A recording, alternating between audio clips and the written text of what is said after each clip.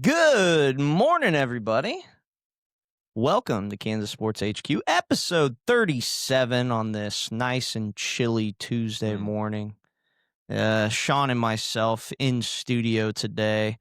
Little solo dolo. Had a good workout this morning. Solo dolo. Well, we're missing Dave this morning. So Dave, 2/3. yeah. Well, I guess that's fair.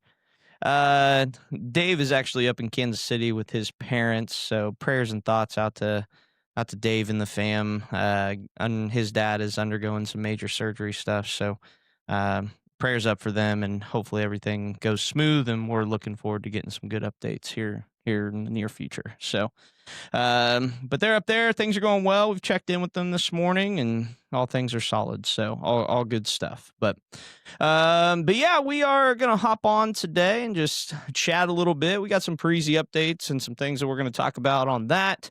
Kind of dive into a few of our teams and things that we're working with here. Yesterday I had a really fun episode with an ex-Parisi Select athlete, Ty McPhail. That was a lot of fun getting to talk with him and just kind of hear his story out to Louisville, which I just think is amazing. Just one, knowing the kid and knowing his work ethic and all the different things that he's done, getting to where he is currently right now. But then just also just kind of keeping that in perspective. A kid from Andale, Kansas is out there kind of making a difference on that scale. And so it just goes to show, I think that, with what we got, kind of cooking here with the HQ and the things that are happening all around us, like we have a lot of cool athletes in our areas, doing a lot of cool things. And that's what we're about. That's what we're trying to highlight and talk about. But Sean, how's your morning? Kind of give the people a little update. What's going on?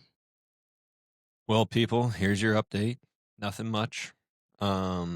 Just got up, got in here. No Naj this morning. We were promised. Well, maybe not promised. We were told. Yeah, Naj told us that he would be here to lift. I mean, I've never done that before. Just kidding. I have. But so unfortunate right there. We were hoping to have him on the pod as well. Do maybe a little Naj intro as a Parisi coach, Coach King J. But maybe that'll happen tomorrow. Yeah, we'll see. I was hopeful to get an explanation. Maybe I'll text Naj and see if he maybe wants to hop on. Actually, he might. My guess is Naj is sleeping. So yeah, happens to the best of us. Takes that first step to get out in the morning and do it. Yeah. Well, I've had my fair share of not being able to get here early. So I like. It becomes a habit. It's a snooze button. Just like 9 more minutes, but it just makes you more tired. And I know that, but I'm gonna keep hitting it anyway. Yeah. I woke up at like 5:30. Anytime I wake up at 5:30 or whatever, I feel like I'm more awake than I am when I go back to sleep and wake up at 7. But anyway, good stuff. Yeah, that pod was fun yesterday. Really, like if give it a listen if you're a parent of a kid who's got some big dreams, or just any dream. I think Ty definitely, what he did was he did everything in his power that he could control to end up where he is. So, I mean, he got his nutrition straight. We dove deep into that. The recruiting process, he knew what he had to do there, and he had to do the work himself there. I mean, it's just like what we talk about here. Like, you can't sell a product that you're not confident in, right? And he went out and he was confident in the work he put in, and he sold the product he was confident in. Yep. And that was himself. And that's what you got to do in recruiting. And it's what you got to do in life, basically, in any job, as we've talked, probably skimmed over before. So that was a really fun pod, just listening to, his journey and from a small town about the size of, like my small town that I'm from too. And he makes it D1, is going to try, for the Olympic trials, not to spoil the pod too much in case some people haven't listened to it, but a lot of good info on how to go about your business in high school and prepare yourself to go and make it big in college. And he's really done that. So that was really cool. Yeah. I don't know. It when you hear it, just like he said, like he even, a couple of times was just like, I don't know if that was the best thing for me, but that's what helped it pay off. He was like, I don't know that training 7 days a week was like the most, the smartest thing for my You learn of it, body. you know, it's a trial and error with Right. anything. It's just like Right. whether you're a high school kid, and we'll get into some of this stuff as we talk Parisi because we always Yeah. go over training Yeah. Oh, habits and yeah. everything. Oh, But yeah. like whether you're a 16-year-old kid and trying to teach yourself work ethic, or you're 35 and out of shape and you want to get in shape, you know, it's a trial and error process. So what works best for you, you know? Maybe just it starts with just walking, you know, every day. Maybe it starts with just watching your calories every day and going through and then expanding and expanding and expanding, building, stacking one good day after another. And I think that's what he did. And now he probably doesn't train 7 days a week. He's probably doing but he's doing something to better his pole vaulting career 7 days a week. Oh, I mean, dude, just the schedule that he was kind of diving Yeah. into. It's a different level, man. Like it's just, and that's, I don't know. Like I feel like we were kind of harping on a record there, but it's just, I don't think that athletes understand what it takes. Like and it just, I get it. Like we keep saying it, but it is the point that needs to be driven home in athletics. Like I just talked to a kid yesterday and, just checking in with guys all across. I mean, we got athletes all over the place. And I was like, hey, I know wintertime, he's a soccer kid, like, what are you wanting to do? Like, let's get to work, let's use this time wisely. And, he's like, well, I'm not, oh, wow, wait, thanks. Thanks a lot. There you go. But he's like, That's oh, the worst. I'm just not sure if I'm going to be doing anything this winter. And I'm like, okay. Like I'm not gonna dude, I'm not checking in with you to like sell you on something. Like it ain't my If you dream. well, yeah, I mean, Like it's your dream. if you've already been in here and you've seen how it helped and you've seen the results, and that's the problem is like kids get in here and parents and they see the results and they're like, "We're good, we're better," and Yeah. then they're like, "We're not," but that's not how it It's not works. what it You is. have to stay consistent. You can Yes. have a break here and there, Yeah, obviously. of You course. don't need to be training 7 days 360. a Yeah. week, 12 days out or 12 months out of the year, 12 days.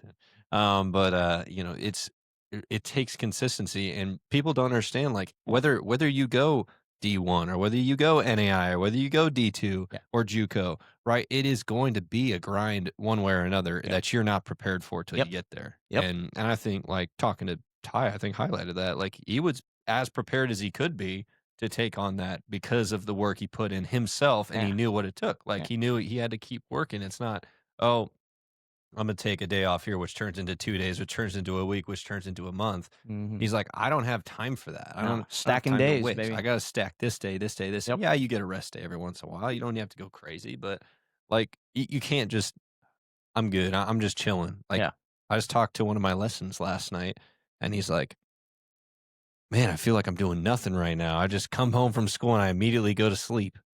And I was like, "What?" Because he's been in Parisi before, and I'm like, "Wait, so you're not doing anything after school or anything? Like you're coming to lessons with me maybe once, maybe twice a week, but you're not doing anything?" He's like, "No."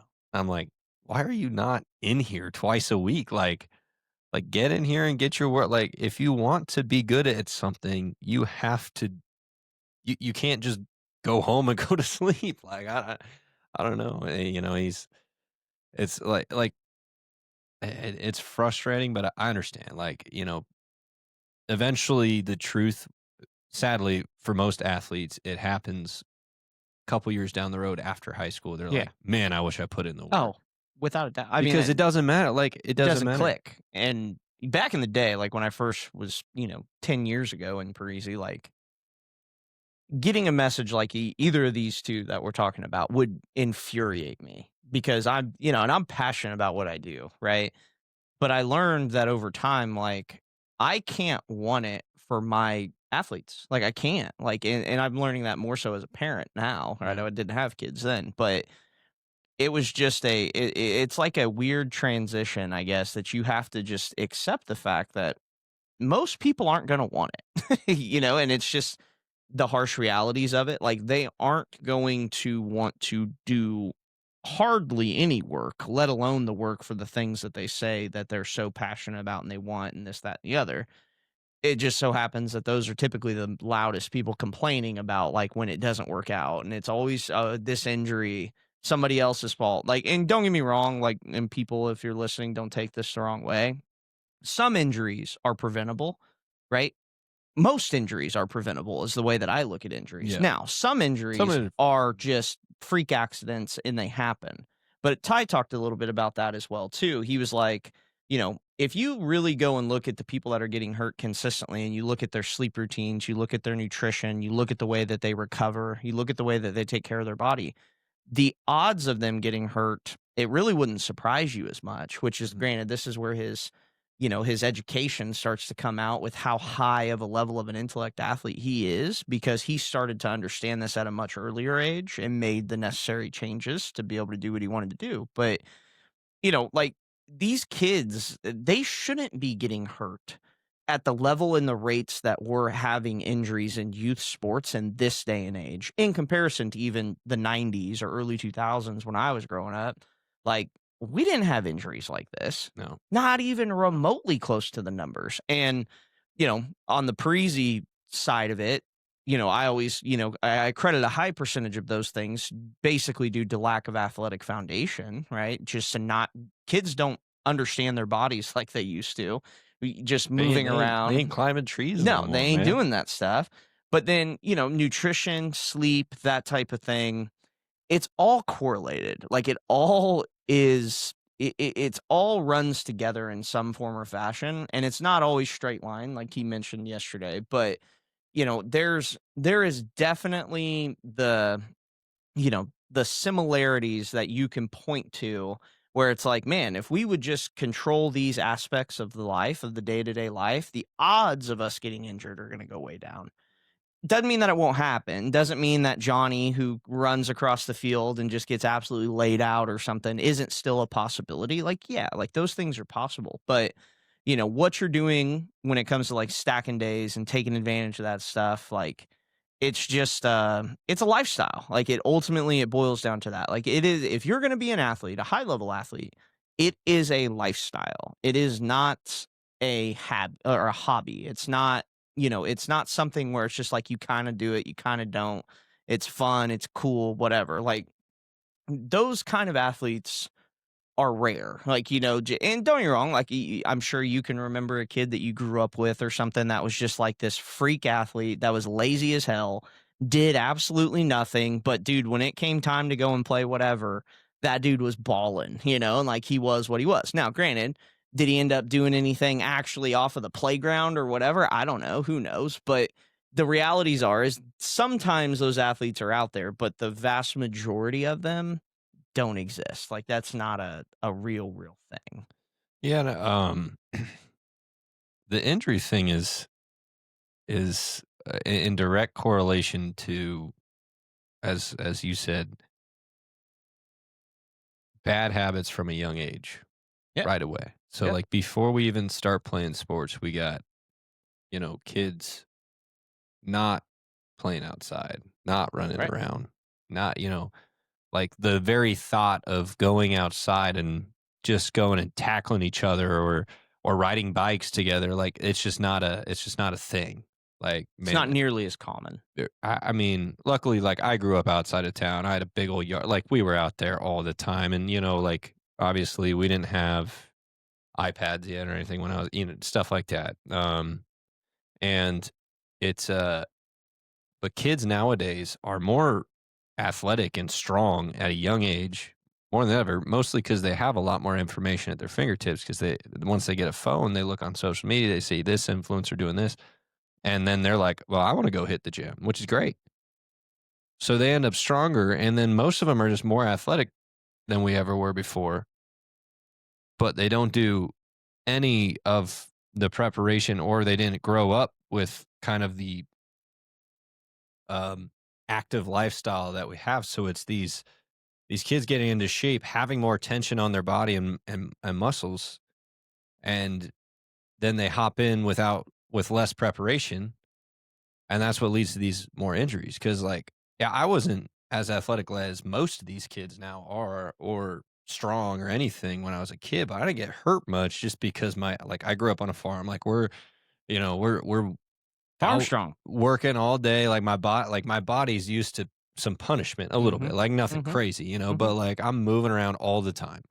And so like when I got into sports, I didn't have to, like, I didn't feel like I needed to warm up that much. I just go and go. And These kids now, it's like they don't warm up, but their background isn't that, and then they're more explosive. Their tendons are a little tighter, their muscles are a little bit more bigger, and their body and their bones just aren't ready for that stuff yet because it's just not their fascia They're isn't more ready. bigger. Yeah, isn't ready for that stuff yet. So it just leads to a lot more injuries. Oh, a ton, a ton.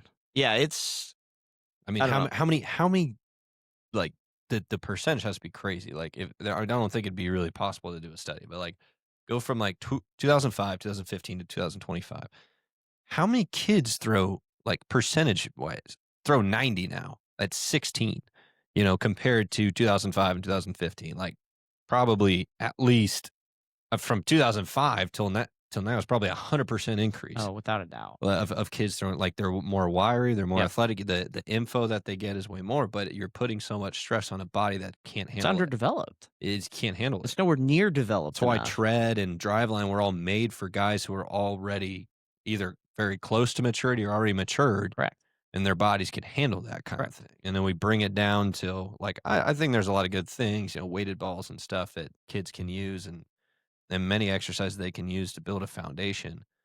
But when you're 16 and you're trying to max out your arm, 17, 18 even, that's why you can't argue with the fact that there's a 50% increase in Tommy John surgeries and 50% of those are kids under 18.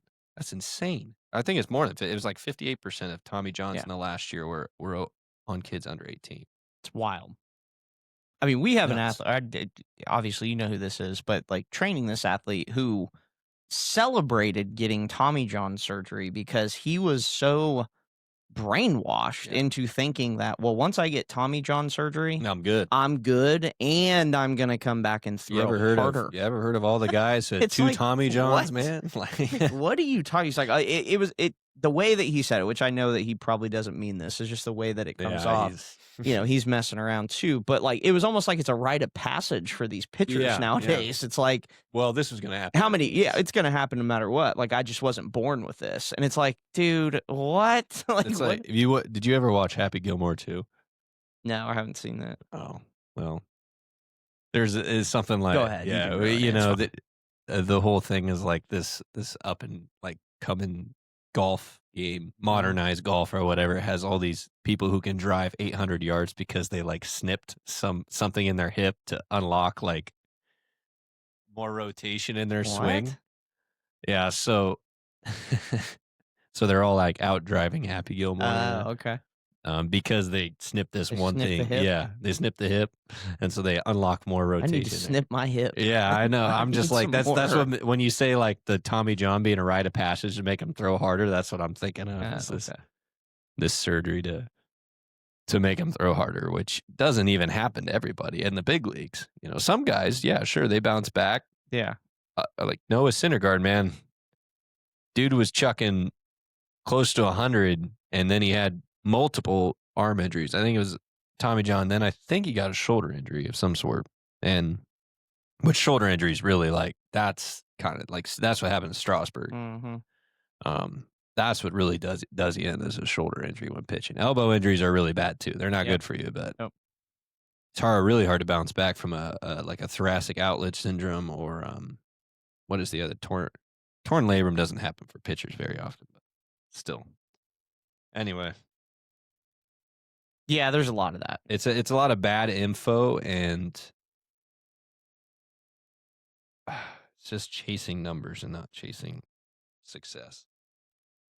Yeah, I don't know. To me, it's, And I think that goes across. It's not just a baseball thing. It's rampant in baseball, but I think it's a cross sport thing. Oh, for sure. I mean, how much youth programs, whether it's travel basketball, soccer, whatever, what are we chasing there? Yeah. What are we chasing doing soccer or basketball 9 months out of the year at 12 years old, traveling to wherever? What are we chasing? Yeah. It's not development. I know that because if it was just about development, you wouldn't care about going to Arkansas 6 hours away for a tournament, Yeah. But anyway. It's a philosophical difference for sure. I mean, there's just and then you start to factor in the money, and you start to factor in the that sense of accomplishment with some of that Oh, stuff, there and it he just is. turns into a mess. But We hey, didn't we there's didn't our deadlift. missing workout partner. There he Oh, is. what's up, guys? We did not deadlift this morning. We decided to bench. Oh, okay. I benched yesterday. I didn't miss much. All Well, right. good morning. Deadlift tomorrow. How was waking up at 9:50? What time I, is it? I actually didn't wake up at 9:50. I don't want to say what happened between the hours I texted you and Oh, okay. 8:30. Okay. Yeah. Tough morning. Little stomach bug. Huh? Little bit of work. Yeah. Yeah. Okay. I really just showered. Yeah, So deadlift might not have been the best idea then. yeah, no, it would have been all over the turf, and I would have had to clean that. Like that would have been my office. I would have cleaned that. Oh goodness. What's the Well, topic for the What's the what topic for the morning? we're talking. It's a little Parisi pod. We're talking a little bit of everything. I think today. We were recapping the podcast from yesterday with Ty McPhail, the Louisville pole vaulter, and that kind of got us into some other topics, just talking about his story and what he did. So we've been talking about some a lot of injury stuff, yeah. and injury rates. We were talking a little bit about how in youth sports kids are getting injured all the time now, and just different pieces of that. Ty really hit on just taking care of his body. He's a Division I track guy, and his recovery process, his nutrition, his sleep, like just really paying attention to all the little things, which is what's allowing him to perform the way that he does, and just his resiliency and his commitment to his work and his work ethic and those kind of things. But yeah, no, it was a great pod. It was a good one. We could probably rant on that for a while, but now we have one of the newest, actually the newest, Parisi performance coach, Wichita Parisi. What? Okay, before I even get farther along in your introduction, explain the new Instagram handle that you came up with here. Why can't we just use your name? Like what? No. Oh no! Hey, the guy who runs the programming approved it, so I can't go wrong. You can't say I'm wrong. Okay, The fair boss, enough. hey, secondary boss approved it. All right, fair enough. Hey, What is the new handle? What was that again? Was that Coach King J? I think that's Coach what King it is. J. King J. All right. Coach So King Kids are going to be J. talking about for it. the listeners, this is Coach King J, newest Wichita Parisi performance coach. So we're going to interview him a little bit and chat with him. He's supposed to be here with us today. He's supposed to be in studio, but some technical difficulties at home that sometimes you just gotta stay at home base and stay. Well, he's a king, I guess. Stay grounded. So he's got to sit on his throne. So I had to be at the throne. I had to there be you in the region go. of the There throne. you go. Nothing like that Nice, porcelain nice. throne. Well, Naj, Nothing tell like us, introduce yourself a little bit. Tell us where you're from, kind of what you got going on. Let the people know who our newest coach is. My name is Nijai Brister. I've definitely been on the pod before. SBS episode, SBS champ.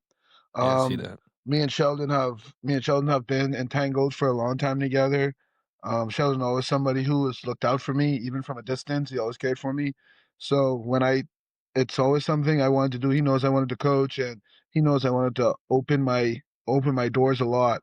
So it was kind of a blessing, kind of get the opportunity I am right now at Parisi, learning the things I am, and just kind of opening my doors because I felt like I've met a lot of people already that I haven't known, and I feel like I'm making relationships that I would never have made without this job. So Parisi is definitely something different. I've heard things about Parisi. I never got to experience Parisi because when I came, everybody was kind of everywhere doing their own thing. But I always knew that Parisi was the hub. Like no matter what, everybody like you had to start somewhere, and most of the people started at Parisi. Like Parisi's ground zero, I feel like for the kind of training we do in Wichita, Kansas. So I'm from the Bahamas. I go to Friends University. I actually just got done with my bachelor's in health and physical education in May. I'm finishing my minor in coaching this semester, and I plan to start the master's program for strategic leadership in January. That's kind of a little bit about me. I'm 25. I also coach the 17U team, the Wichita Rangers. And that's kind of about all I do.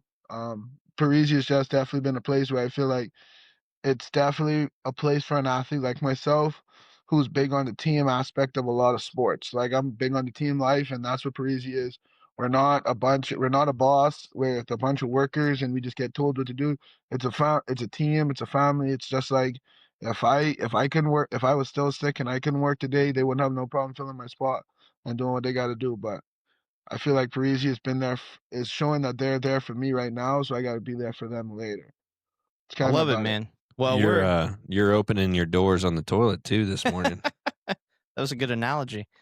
Hey, But yeah, no, good. we're excited to have you on board, Naj. Obviously, I've known Naj for a long time, and he's been integral part of I think the baseball community around here, and just kind of always being around, just different circles and different things that are going on, and I think it says a lot. Obviously, you're still involved in college. You've played collegiate ball around here pretty much for the past 4 years, and already coaching a youth team, already giving back on that side of things and giving back to the game, which I think is very important. I think that's a part of the development plan and, just a part of, like I said, giving back and, that type of stuff is super important to me. It's important to how we operate and what we do.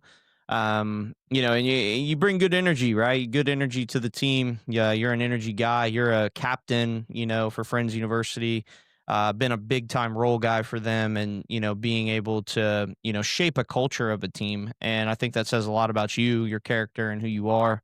Being, nominated that and like having teammates look up to you and, trying to lead guys. Right. And, so I think you're a perfect fit for what we're trying to do with our Parisi staff because ultimately at the end of the day, like parents and families are entrusting us with their children and, to be, good role models, good examples, guiding lights essentially for them as they're kind of navigating their athletic journeys because just like what we were just talking about, I mean, there's a lot of twists and turns along those roads. And, so for us, it's just about being able to, have the grounded spot and the foundational spots for these athletes to start at and or obviously continue at and just be that hub for people to be able to really focus on their development and really focus on attaining the goals that they say that they're trying to go after. And so I think you're a great fit for that. I think you're going to be super successful with the things we got going on. Obviously you've just gotten done with all the trainings and, you're running classes now and kind of doing things there. What, give us a little insight, right? Like what's kind of going through your head, the first few times you're coaching, right? Cause it can be a little nerve wracking. You feel comfortable out there because it's sports, right? We've been around sports, you've been around sports, so you feel comfortable. But like what are some of the things that are kind of going through your head those first few days that you were getting off the ground? Don't say anything wrong quietly. If you're gonna be wrong, just say it confidently. Because I'm not gonna say they don't know better. I'm not gonna say that. But if I say it louder, Coach Sean could at least someone could come and correct me. Someone could come and correct me if I say it loudly. Because if I say it quietly and then they go to Coach Sean's class on Tuesday, and then Coach Sean has to yell at me for not saying that when he could have just nipped it in the bud on Monday. So that's my thing. My thing is kind of knowing, having the confidence with my information. And I feel like yesterday, Saturday, last week, the end of last week for me, Saturday, Monday, yesterday, I feel like were days where I kind of did what you guys were calling me to do, and I got a little bit more louder, a little bit more information. I demonstrate a lot more now. So like, obviously, it's definitely nerve wracking because it's sports, but it's not anything I've done before, really and truly. Like, I know the movements, I know what I'm doing, but it's how well can I give information to somebody who doesn't know as much as me. Like I know because I have definitely been around the athletic block, so I know. But for these kids don't know, so it's just like everything has to be broken down for them, like piece by piece, and that's kind of what I've understood with certain classes and what's not. That you have to give them information piece by piece, but you have to give it to them quick so they don't get distracted. Because as soon as they get a little break in there, they will go off the walls. I realize that some of these kids will go off the walls first chance they get. And I love it because that means they have energy. It's just how long you got to keep them engaged for 60 minutes. Like that's really what it is. Like 60 minutes, you have to keep them engaged and get work done. And I understand like it's hard because some kids are definitely different than other kids. Everybody's not the same. But it's always the goal is to always get everybody better. Your better is not going to be the person to your left's better, but we have to get you better. That's kind of my thing. It's just how can I get you better, and how can I be confident with the information I'm telling you. Yeah, I've seen the some progression there for sure. Just getting more comfortable as you go along. And you're right. I mean, the kids can make it a challenge sometimes with their energy or with their attention span. So how can we how can we communicate the information and keep them engaged at the same time? Because it is important. Like, we're not a conditioning school. Like, we're not here to run you ragged, like a lot of parents want, which it because it just doesn't. You can do that in your sport. All right. That's not going to make you a better athlete. Give you a little mental toughness, sure, but you know, so we do have to talk. We do have to educate these kids, and which is good because that gives them a little rest time and gives their body a little time to recover in between reps. The challenge is keeping them engaged between those reps. And I think, I think we've had a little crop of kids in here who are super raw, super young, and you've done a good job of continuing to still deliver the basics to them and making sure they stay on track best you can. Because I mean, me and Shell have been watching. It's it can be challenging with some kids sometimes. So, what are some rewarding things you've already felt or seen from your classes you've been coaching so far? You've been coaching for about a month and a half now, so. About a month and a half now, yeah. Um, I think I kind of find the joy in just kids coming to class and being excited to see them there, because it's just like they feel excitement to want to be there.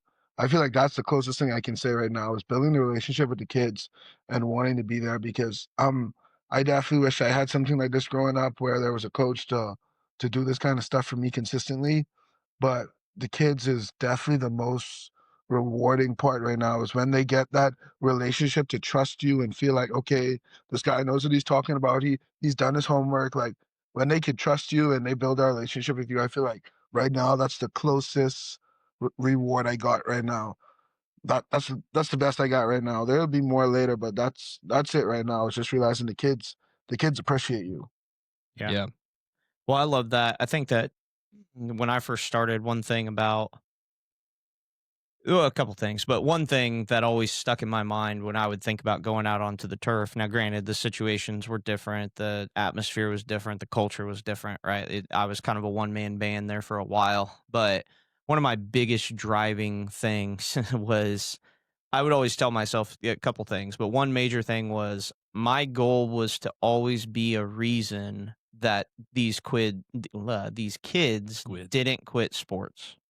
Right? Like that was something that I told myself all the time, right? Like I do not number 1, I don't want to be the reason that they would quit, but I want to be the reason that they don't, right? I want to be the reason that they stay consistent and they think and believe in themselves enough to find a way to find a sport that makes sense for them, right? Because I grew up in different time, right? So going to practices was a whole different thing than it is now. And I played for plenty of bad coaches, right? And we had plenty of bad teams that I played on as well too. And I learned a lot from those things. I think there is a lot to be learned from those situations. But there was definitely points and times in my athletic career where I was like, man, this dude is going to make me not want to play this anymore, right? And I think that that resonates with a lot of people. Like there's definite situations where you get around certain bad coaching and you don't want to be a part of it anymore, which isn't, I don't know if that's good or bad, but there's lessons to be learned. And so when I would always start like my classes, like I would just kind of go through those same mental notes and just stay as consistent as I possibly could.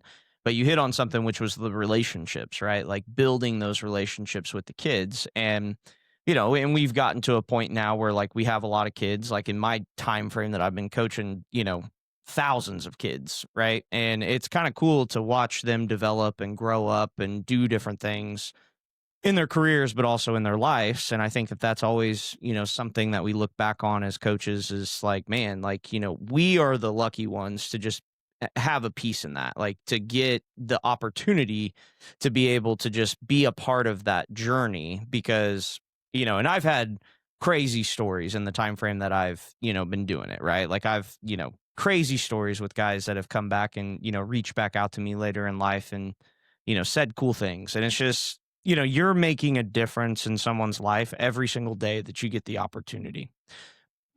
Every single day that we get the opportunity to step on the turf, get in front of these kids, because they're going to remember stuff. Like, and I'm learning that now more so than ever as a parent. Like they remember things like and stuff that we get busy and forget about, but they don't, right? And sometimes my wife kind of taught me this because she was a teacher for a long time, but she was like, sometimes when these kids come to school and we're school, but when they show up, this is like some of the most consistency that they have in life. Like in schools, situations are a little bit different. I'm not saying they're the same, but when we have some of these kids come here, we don't know what home life looks like. We don't know what's going on with mom and dad. We don't know what's going on, with their friends, that type of stuff. And frankly, that's fine, but our goal is to show them that someone cares about them, that we are here for them no matter if it's sports or life or whatever, but then we want to show them consistency and just be a relationship that they can rely on.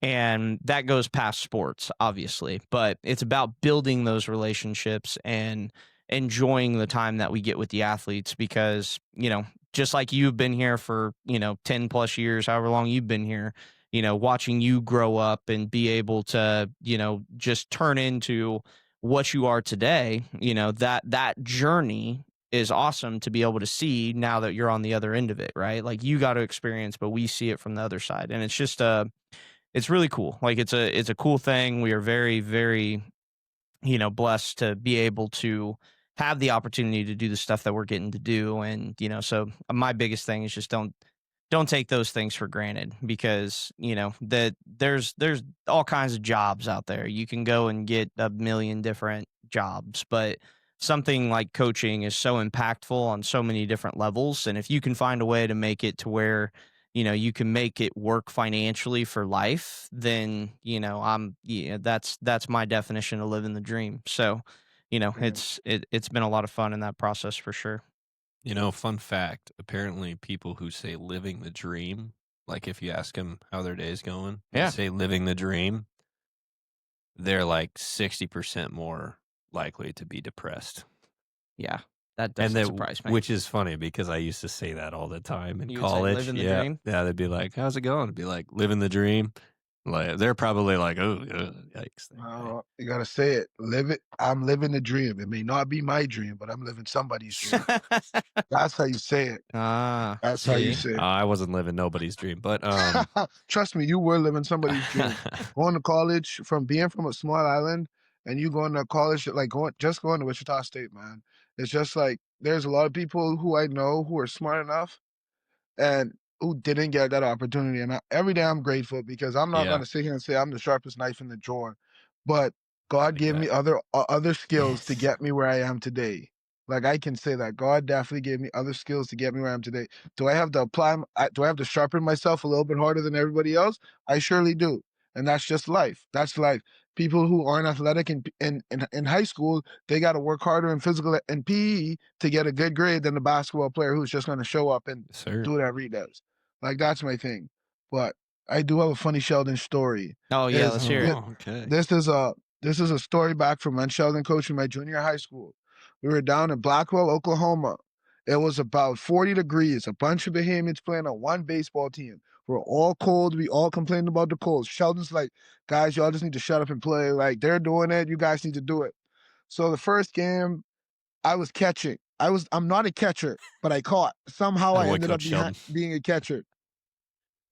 I Well, let about okay, for the reason you were catching was because the other catcher was abysmal. So we didn't have many options, and he was the laziest human being I think I've ever met. But keep going. anyway. I'm not getting into that because that's still my boy till this day, but I'm not getting into that. Okay. But I was behind the plate. Pass ball hits off my left shoulder and goes past. Sean's like, all right, that's fine. Next one hits off my right shoulder. Goes right. Sheldon like, okay, that's fine. You're getting the body on it. And then I get 5 holds. I get back to the dugout. Sheldon says, "You're gonna let the bad news bears catchers block a ball better than you. That's crazy. He can keep the ball in front." And from the rest of that day, there was not one ball that passed me. Not one. For the rest of the year, I was behind the plate. Not one ball passed me. Not one ball. That story right there. We Dude, went on to tie the game and then win the game. yeah, Sheldon we was won not that happy. game. We won and we tied, and Sheldon still wasn't happy because he said, "I should have run ruled him by 20." He said, but then I said he didn't like my comment after the game, and I said, "Then we'd have had to go home early. That's no fun." He didn't like that comment very much. He did not like that comment very much. Oh But man, it was we had a cold good. out there. I remember that game very vividly. It was not warm at all. It was not warm, and Bahamians playing in the cold never works Oh, out dude, well. you guys are such babies. Like, dude, every Well, single one of you guys. And now, because granted, it like, was you're from an island, which I understand, and it is way nicer there, which I understand. But, dude, some of those like dudes, I'm like, guys, I don't like playing in the cold. I'll be the first to admit it. Like, I'm out there taking pregame in the cold. I ain't moving. Like, I don't want to do nothing. I get it. Like, and I understand it. But when it's time to play the game, like, you you got to can't be a play. baby That's about why it. Like, baseball should be played in the summer. you know what I mean? Like, we got to lock it in. Like, hey, it's time to go to work now. Like, no more whining and crying. Like, put the gloves on, do what you got to do. Like, let's get out there and get the job done. And I just got the switch, like, and not everybody has that. But, dude, those dudes were No, huddled in the dugout. They were all off to the side, like, I'm like, dude, what is going on? Like, it's ridiculous. hey, And they just, we held it up. We held it up together, though. That's how you know we were a team. We held oh, it up okay. together. Yeah. Something like We that. held it up It's together. like cows gathering together because they know a storm's coming. Basically, yes. Yeah. With the Yeah, laziest one of really all and of them truly. in the middle of the circle because he knew he wasn't going to play. So he's like, guys, get all around me. Get around me. And I'm like, dude, that kid, man. Probably on a field in the flat Oklahoma landscape. No It wind, was. no wind It- break it- 100%. anywhere. You That's sit in the literally where we dugout. were. It's just Yep. chain link dugout. 100%. It was freezing. Through there. That's Yeah. exactly where we were. Well, Hey, let them know, though. We did go on state that year, though. We did win state that year. there you go. But go ahead. Yes, we did. Sheldon just. Uh, Oh, State- by the way, I got a state championship That was, in my back hey, pocket. listen, state was expected. Like, you know what I mean? Look at Like, that. if I'm out there. Naj has just always Expect- been a champ. He's just always been a champ. Hey, Low-key, like, it's been a long winning time revolves since I've around won, but Naj. yeah, like, I can't really say that. Like, you can, but you can't. Like, you can, but you can't. Because, there's always 8 in the 8th. There's always the game we couldn't get past, score 2 Hey, more you runs brought to it get back past up. 4 I runs. didn't say it. Well, Hey, it's okay. Like, you got to be realistic, Sheldon. It's okay. I could have had 3 of them SVS rings by now. 3. You should have. You 3. should at least have 2 at a minimum. minimum, at life least really 2. must suck for you, man. Yeah. This guy. All right. Sorry, Sean. Yeah. Sorry, Here we Sean. go again. Every Shout out, every I day don't on mean to this be pod. harmful. Always got to revisit. Yeah, obviously you're another baseball guy. I think, like I don't know how parents think that way. Like, I know what would be good is obviously us getting a female coach. So ladies out there, if you're interested in coaching, we could use a female coach for the young, just because parents like their girls working with a female coach. They don't not like working with us. It's just it's a thing. The girls like a girl coach. Yeah, It's more relatable. it is what it is. But Comfortability. Yeah. but I think we all do a good job with that. It's but I think I always wonder what parents think. It's like, yeah, we got all baseball guy. Well, Brock's a football guy, but we just got like all baseball guys coaching, which is fine. Why do you think, Naj, that's a good idea that we have a lot of baseball guys coaching Parisi? Oh, because baseball players are the best athletes. Come on. Like, 100%. Like, Expand on that. I like that. Took the words right out of my mouth. Like, it's so plain and simple, but to elaborate on that, I feel like we kind of do everything we teach the best. Like, we have to change directions in the outfield, outfielders, infielders. Like, we have to work on change direction. We have to work on acceleration, getting out of the box, trying to track down fly balls. As outfielders, we got to use our top speed to get the balls in the gap. So, like, I feel like baseball players really work on just about everything, but like, it's all happens so fast. Like, basketball is always movement. Football, like, it's in between the whistles. Like, Like softball and baseball, it's just like you can wait. There can be like 5 pitches that go by and nothing happened, but pitch 6, like the whole game changes. It's just like basketball is just, I feel like other sports are just, they're supposed to be like back and forth type of things going on. But like baseball, I feel like it can be like they said, like somebody said the other day, you can go perfect all the way until the 8th, and then you literally have a 3-2 baseball game, or you have a game that ends up 18 innings in 0-0. And I'm just like, there's not much sports that like compare to the romanticness and to the love and to the savageness it takes to play the game of baseball, really and truly.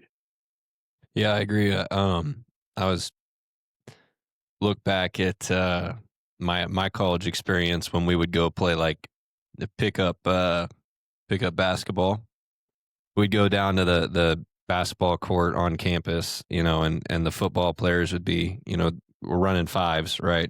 And us baseball guys would get together, a group of 5 guys, and just run everybody out, like, because we're setting screens for each other, opening up 3-pointer, like we would destroy them, man. Like every time we get a group of baseball guys together and destroy them. I mean, it's just baseball.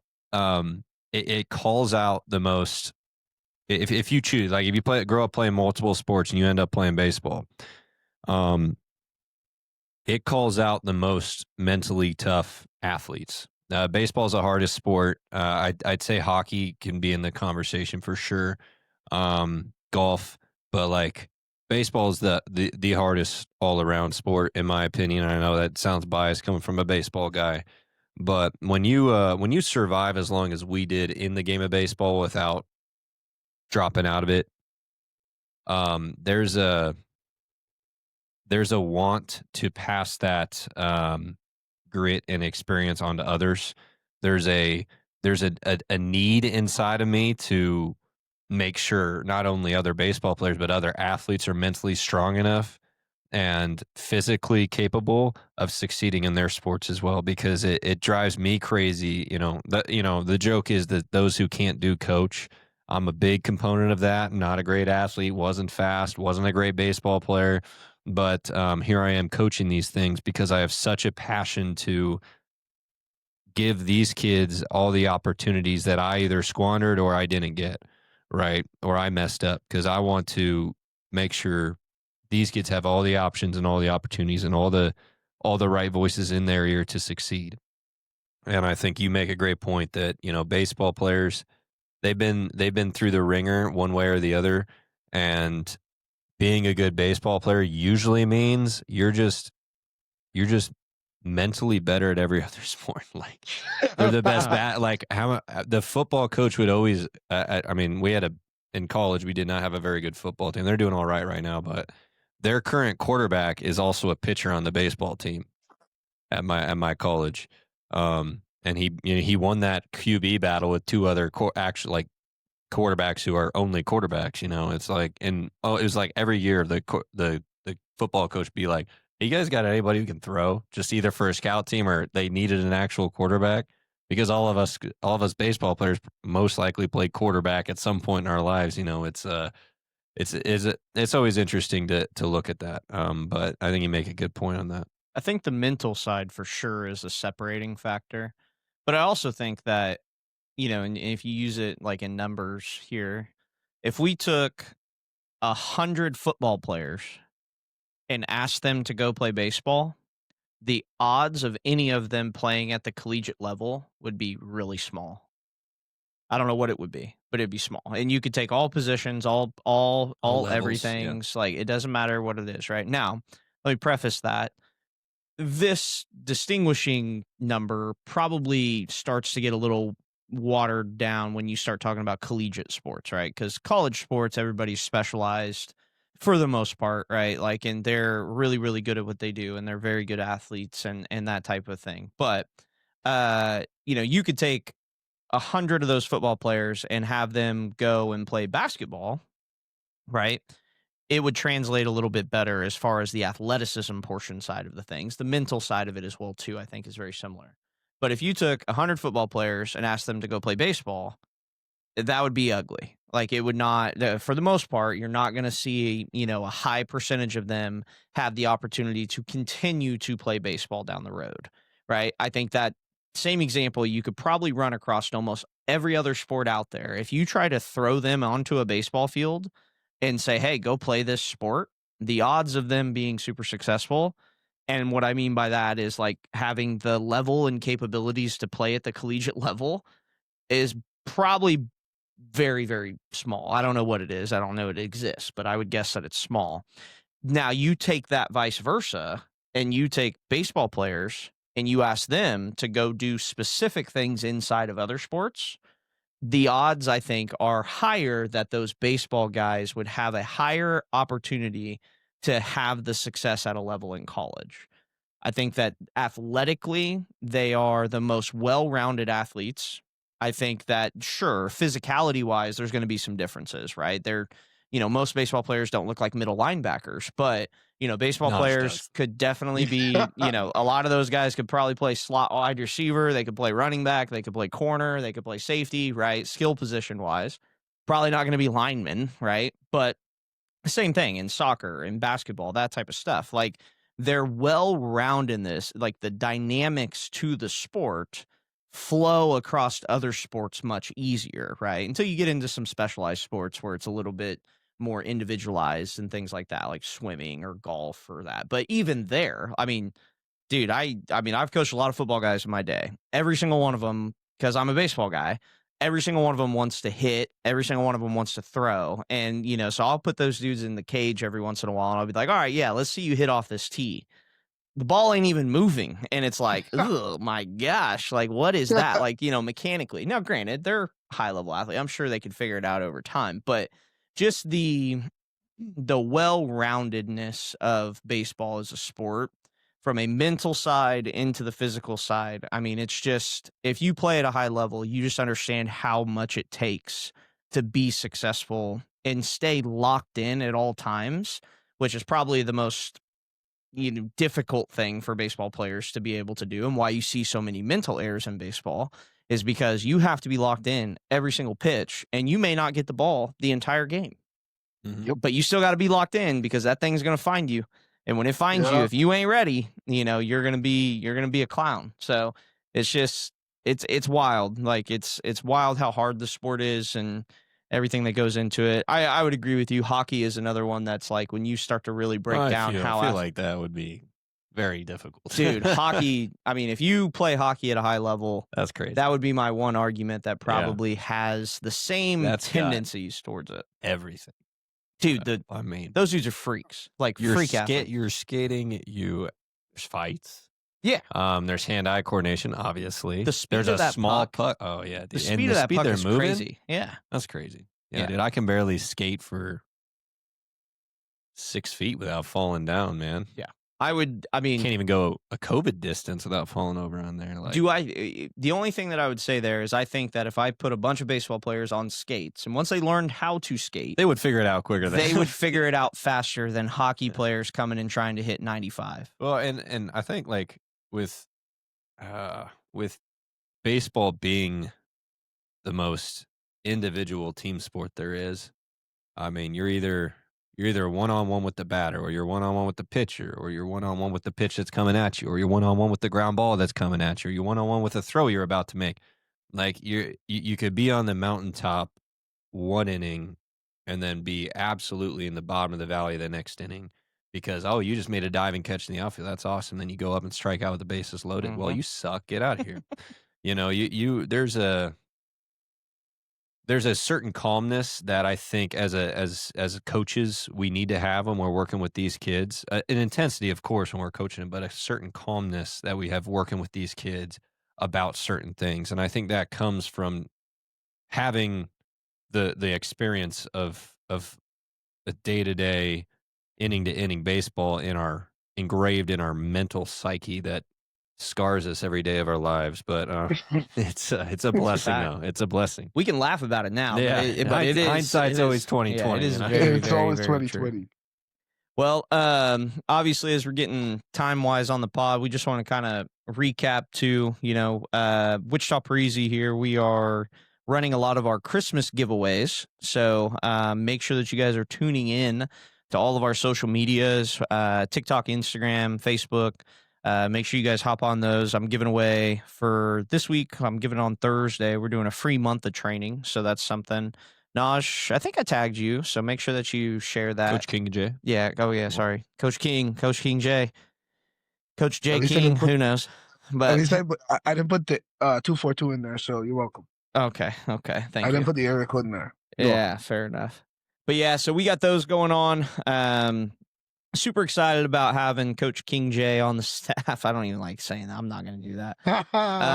That's the only thing I'm calling him. From I know, but he's going to be an integral part of, the growth that we have going on here. I think he's going to be great for the athletes and the families and just all the different pieces that we got moving around. We got a lot of team trainings that are getting ready to start popping off too. So he'll has some involvement with some of that stuff. We got 3 or 4 teams. Well, 3 right now. yeah, each 3 week, team and then- trainings now. We'll have a bunch here in January. Full organization getting rolling here at the start of January as well too. So if you're out there still looking for something for the winter times, make sure you hit us up. We have limited spots now, which is cool to say. It's cool to say. It makes the weeks a little crazier, but that's good. So just some breaking news. okay, yeah, breaking news. You heard it here first. Well, probably not. You saw it on your phone first. But Kyle Schwarber, Phillies. Yeah, I just saw it. Edwin Diaz is going to the Dodgers. Imagine that. 3 years, $69 million. How do they? They've deferred money. They got space. Yeah, that's all they So keep wait, doing. the Dodgers now have defer. Dodgers now have Sasaki, Tanner Scott, Edwin Diaz, Evan Phillips. Their bullpen's insane. It was their They don't weakest even use point. them. I know it was their weak. They had to have move. too They had many to move to a starter. use. Sasaki was a starter last year. They Yeah. moved him to the bullpen. Dude, for the he's postseason. electric. That's crazy. I mean, they're just they're going for number 3. It's crazy, and the Yankees are just sitting here on their hands doing nothing. It's great. We're worrying. Bring we're worrying back Trent about Grisham, position $22 where- million. Come on, Get excited. I love Trent Grisham. Don't get me wrong. I love Trent Grisham. I do. It's just it's hindering But the in rest of the. 162 games, you're cool. But I need you to play in the 50. Dude, he did nothing in the postseason. Nothing. He did In the nothing. Are you a 15 Yankee games fan, that mattered, Naj? you did Not as a nothing. Yankee fan, man. Are you really? You didn't know that? Yeah, give him a virtual high five, Naj. Well, I was going for you. Oh, sorry. I thought you. Okay, all right. Yeah, Oh, there we go. Yeah. Sweet. But that was cool. I got that. Yeah, that was good. But anyway, yeah. It's the winter meetings this week, so the hot stove hopefully should be heating up. Cashman usually makes a move winter meetings, so Yeah. big move. This is we'll when see. Cashman starts to make his moves after he talked to everybody. Yeah, So don't worry. Yankees on the market still. Don't worry. Okay. yeah. We'll All see. schemes, Tarek, Screwball. Hey, they're Oh coming my our gosh, way both soon. of them. Take our Hey. entire AAA and AA team. I don't care. Facts. Bring if him you in. could give me both of those, you guys could have our whole. We're just gonna every- sign the rights over to like the whole team. Like it's now we don't even need a AA, AAA team anymore. Nope. Get Scuball and Skeens over in pinstripes. As long as they're in pinstripes, you guys own Who those cares? teams. Yeah, we'll give you the. No, never mind. This is gonna turn into a Yankees pod. yeah. here. All right. We gotta get. We Yeah, we're gotta trying to segue stop off of this. Not keep it going. Okay, Wow. sorry. No, gotta you get guys back. are good. You're good. But, But- yeah, no, we got an exciting week, man. It's- Censoring us. No. We got a bunch of athletes. We had a few athletes coming yesterday that got committed. So football, baseball. So I was looking down the weight room yesterday, and we just had pretty much everybody in there minus 2 kids, I think, have committed to colleges now. So that was kind of cool. So just kind of seeing that and, building through the culture with some of the stuff that's going on. Obviously, it kind of just speaks to, what we talked about. And Start getting them flags of colleges in here. stop it, Dave. I ain't ever doing that. Why not? Yeah. Because, dude, that's not. Got to make it about us, man. Stop it. Look at dude. us. He said that like twice today. Like, he's like, hey, why don't we get these and these and these? Like, dude, it's not. I said it sarcastically. I know he's joking, but that just revs me up. Just gets me going on it. But Because it takes away from the kids or what? yeah, it's just I just don't like the places that make it about them. Like, and it's a personal preference. It's just we teach a program here. You know what I mean? Like Parisi is what we do. Like it's its own thing, right? Like it is what it is. It's not Sheldon Howell's Parisi. Yeah, I mean, and it it's is technically, but well, it's not Sheldon Howell's Parisi. It's not Sean Cutler's Parisi. It's not And the Parisi way is about development. It's about us giving everything that we can give to the kids, and then the kids do the work, right? I'm not doing the work. They are, right? So they are the ones that are putting in the time. They put their trust in us. They're the ones that get to do it. And I don't know. I've just seen it so many. I've been doing it long enough to see all of these what we call, YouTube trainers, that pop up and start and they're doing this and doing that. And I try to give the benefit of the doubt out to the market, right? Like I hope that they're doing it for the right reasons. But the reality of it is most of them aren't, right? Most of them are doing it because they have some sort of self-vested, interest in it, which we do as well, right? Like we run a business. So that portion of it doesn't bother me. But when you are doing nothing but constantly talking about how you change this person's athletic whatever, and that's the only focal point of what it is that you're doing, like at what point in time are you really running something for everyone, trying to have a service that's going to be there to help everyone and be just as invested in the kid that's 6 years old that's just starting their journey compared to the one who just signed whatever, offer. And it's cool to celebrate those things. Like that's not what I'm talking about. Like we love to celebrate the kids and their work ethic and what they do and what they're about. But I don't know. It just comes It's off and it's rubs the me the wrong way when it's just always about people making it about them and what the kid did. And it's like I don't vibe it's with the that. heart posture behind it. There's two coaches. There's two types of coaches. There's the coaches who are in there to bring glory to themselves, and there's coaches who are there to serve the kids and make them better. That's the two coaches that there are. Um, I would say there's different. I guess there's maybe different sects of the one, where they're trying to bring glory to themselves, and that is rampant upon all levels of sports, whether you're running an 8U team out there 60 times in the year to capture national championships, because I don't know why, I really don't, or you're a personal trainer who's your selling point is like, oh yeah, look at all these kids I've sent to college, and when it starts with that, that's not that's not the heart posture you want to hear from somebody. You want to hear, what are you guys looking for? What can we do for your kid? How can we fit him into this service that we're offering you? And I'm not gonna lie, that's something Sheldon asked that I feel like is a good question. It's like, what works best for you guys is what he asks families usually. It's like we're not trying to get you involved, but we want to know what works best for you because we're willing to work with you to help you get where you want to go. Because like you said, we're development. So that's kind of something I've been actually paying attention to, is because like it's a question deeper than people can actually understand when it comes to something like Parisi, because it's not saying, oh, we want to get you in a jump start. We want to get you in, like, we're not trying to force you into some place. We want to know, is classes better for you or having your own program is better for you?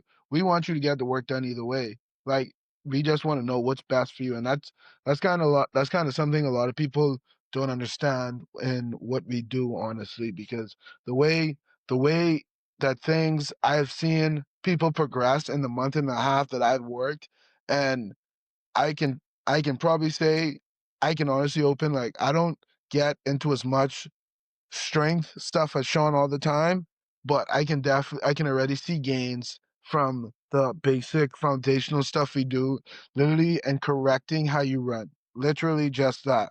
If you correct how a kid runs, I promise you that's 2 seconds there. You put some strength on him, that's another 5. So it's just about understanding, like, what we do starts from the ground. Like literally foundation, ground zero is what we do. That's how we get the kids who are going to be seniors who are signing, and that because we put in the work in the trenches down at ground zero. I feel like that's what we do. We make sure we hammer down our foundational work and our applications. That way the kids understand what they have to do every day when they come in. I Yes, love it, sir. man. It's a good way to That's a good way to perfect, end it right there. perfect way to end the pod right there. Big King Naj over here, J. dropping Coach King knowledge. J. Yeah, I Hey, like that. I just got that frontal lobe development going right There there. you So go. just had a birthday, Nice. just turned 25, so now the brain's kind of in Yeah, development. He's developed. I that never love it. developed for me. So All I'm right, not. well, that's gonna wrap us up for episode 37. Shout out to Naj for hopping on. We rambled a little bit today. Got through some fun topics, but Appreciate anybody that's listening all the way through. We'll make sure that, if you guys got anything that you would like to see us talk about, anything like that, make sure you holler at us, shoot us a message, because we'd love to highlight athletes around here and just talk about different things, local sports area and that type of stuff. But again, thank you guys for listening. We're going to toss it over to Sean, close us out in prayer, and we'll hop off here. Lord, thank you for this day. Just want to first pray for Dave and his family up there in KC. Just pray that this morning went well, and they're leaning into you, Lord. I want to pray for Naj here as he keeps rolling with us. It's very, very, very happy he's here. Just very gracious that he's come in. He's put his time in here. So just pray that that continues to develop well, and he fits right into the mold as we keep practice what we're preaching.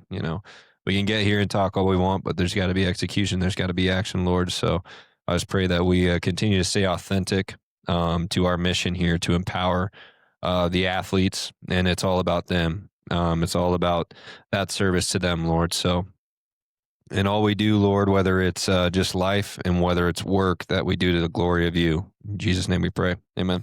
Amen. All right, guys. Well, that'll wrap us up. Appreciate everybody hopping on, and we will talk to you guys soon, and have a great day. See you, Naj.